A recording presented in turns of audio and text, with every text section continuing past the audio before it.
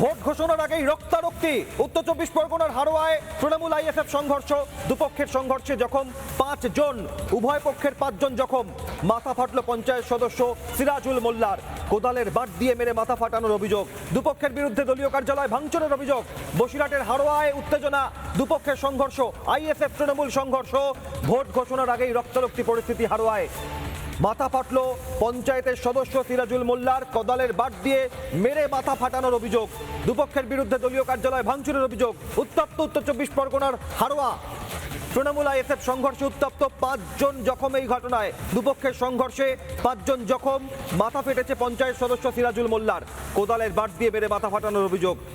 হারোয়ায় vote ঘোষণার আগে Trinamool ISF সংঘর্ষে উত্তেজনা, দলীয় কার্যালয় ভাঙচুর, রক্তাক্ত জখম পঞ্চায়েতের সদস্য। আর এই ঘটনায় স্থানীয় তৃণমূল, বিজেপি নেতৃত্ব, আইএসএফ নেতৃত্ব, তাদের কি বক্তব্য দেখুন।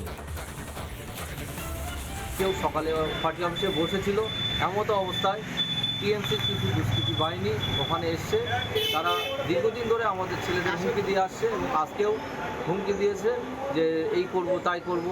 আমাদের ছেলেরা তাদের প্রতিবাদ করায় আমাদের ছেলেদেরকে তারা মারধর করেছে, টিএমসির দুষ্কৃতীরা মারধর করেছে এবং তাতে আমাদের ছেলেরা আহত হয়েছে, একজনের হাতে লেগেছে এবং তার একজনের ওয়াইফকেও মারধর করেছে।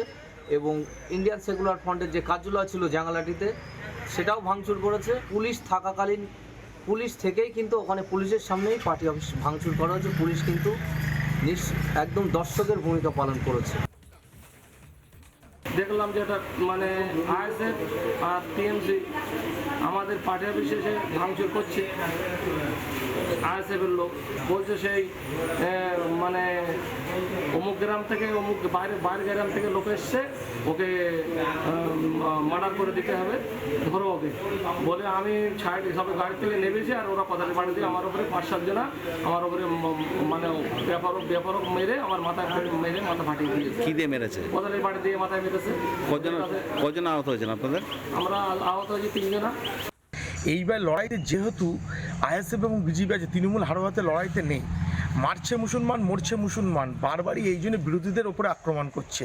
আজকে নির্বাচন ঘোষণা হয়ে যাবে, আগামী দিন তৃণমূল ঘরে বসে থাকবে, লড়াই করবে বিজেপি এবং আইএসএফ গণতান্ত্রিক পদ্ধতিতে। তৃণমূল সন্ত্রাসবাদী দল, বাংলা থেকে উৎখাত করার জন্য হারোয়ার মানুষ একত্রিত হয়ে আছে।